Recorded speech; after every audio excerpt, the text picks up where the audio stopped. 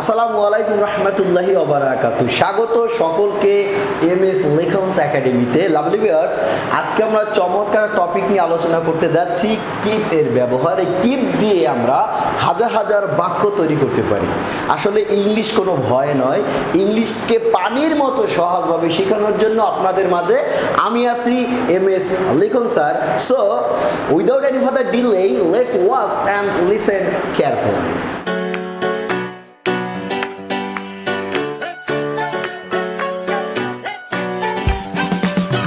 Lovely viewers, keep কথাটা আমরা কোথায় ব্যবহার করতে পারি?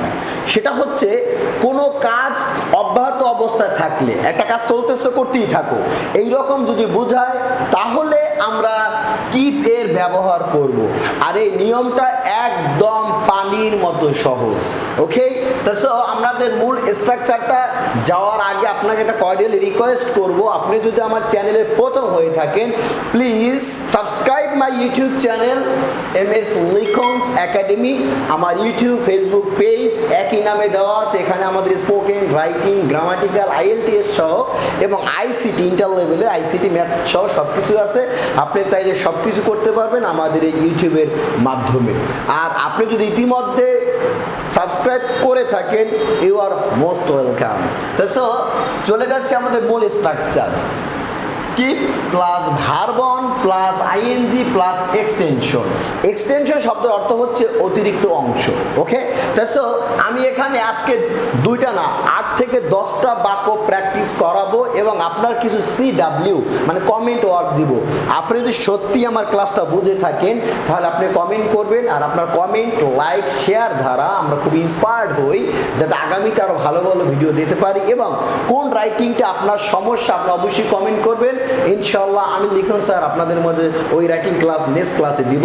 তো দেখেন, কিপ এর পর ভার্ব অন হবে। ভার্ব অন বলতে ভার্বের প্রেজেন্ট ফর্ম। তো আমরা জানি ভার্বের ফর্ম কয়টা? 3টা, present form, past form and past participle form. তো এইটাকে আমরা সংক্ষেপে বলতে পারি verb one, verb two and verb 3। তো কিপ এর পর সবসময় কি হবে? ভার্ব অন, এবং সাথে কি হবে? আইএনজি এবং এক্সটেনশন যদি অতিরিক্ত অংশ থাকে। দেখবেন এই ছোট বাক্যটাকে আমরা কত বড় বাক্য বানাই, একদম সহজ। Step by step will make the large sentence. Okay, তা চর্চা করতে থাকো। এই চর্চা করা কিন্তু একটা ভার। চর্চা করা ইংলিশ কি? প্র্যাকটিস। কি হবে? প্র্যাকটিস। আর থাকো, তাহলে কি হবে? থাকো ইংলিশ কি? মেইন স্ট্রাকচারে কি? প্র্যাকটিস, PRACTIC সাথে আইএনজি, কি প্র্যাকটিসিং, চর্চা করতে থাকো। ওকে, নেক্সট দেখো, যাইতে থাকো। কি? যাইতে থাকো। তাহলে কি হবে? স্ট্রাকচারে প্রথম হবে কি? যাওয়া ইংলিশ কি? গো সাথে আইএনজি, কিপ গোয়িং। এবার এই ছোট বাক্যটার সাথে আরেকটা বাক্য আমরা যোগ করব। ওকে, তা চর্চা করতে থাকো, চর্চা করতে থাকো। তুমি ইংরেজিতে, ওকে, তুমি ইংরেজিতে কথা বলতে পারবে।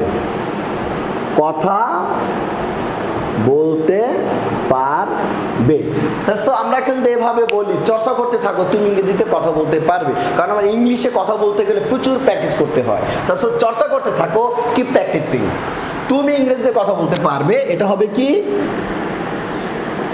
You can speak English. You can speak English.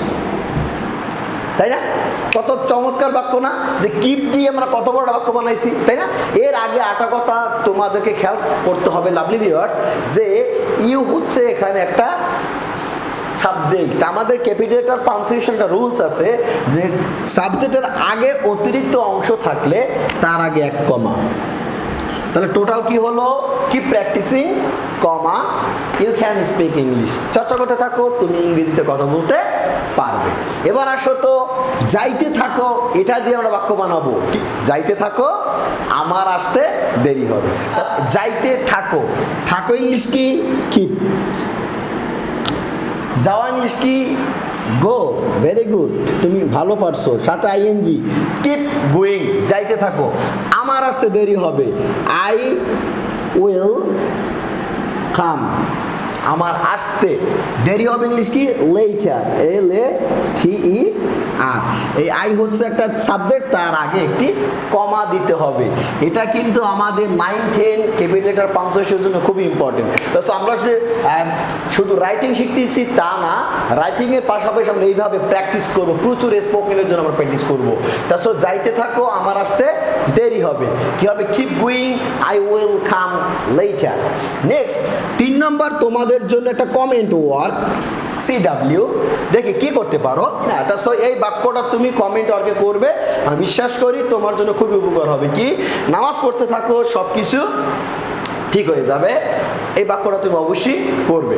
ওকে, তারপর আমাদের নেক্সট একটা প্র্যাকটিস হচ্ছে 3 নম্বর প্র্যাকটিসটা আমরা একটু বুঝি। এখন করব, ভালোভাবে পড়াশোনা করতে থাকো, তুমি পরীক্ষায় পাস করবে। তো এখানে থাকো কথাটাই আছে, মানে কি হবে, পড়াশোনা করা ইংলিশ কি স্টাডি, ভালোভাবে পড়াশোনা করা, স্টাডি ওয়েল অথবা স্টাডি প্রপারলি, তুমি যেটা দাও সেইটাই হবে।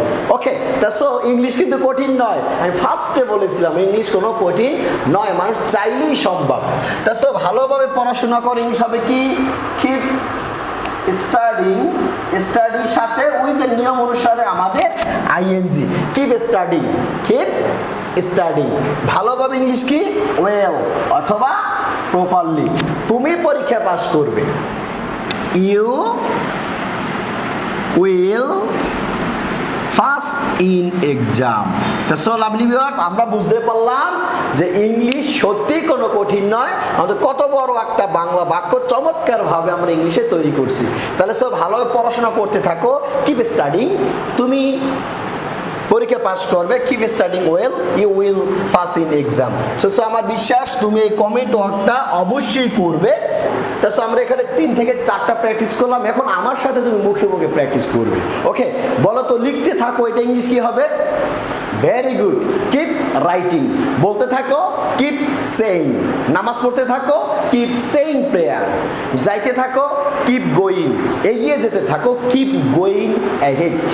ওকে, তো আমি বিশ্বাস করি এই কিপের ব্যবহার আজকের পর থেকে তোমাদের কারো কোনো প্রবলেম হবে না, খুবই চমৎকারভাবে সারা জীবন কিপ দিয়ে তুমি যত বাক্য তৈরি করবে একদম সহজে। তো আজকে আর নয়, আগামীতে অন্য একটা চমৎকার ক্লাস নিয়ে আসবো।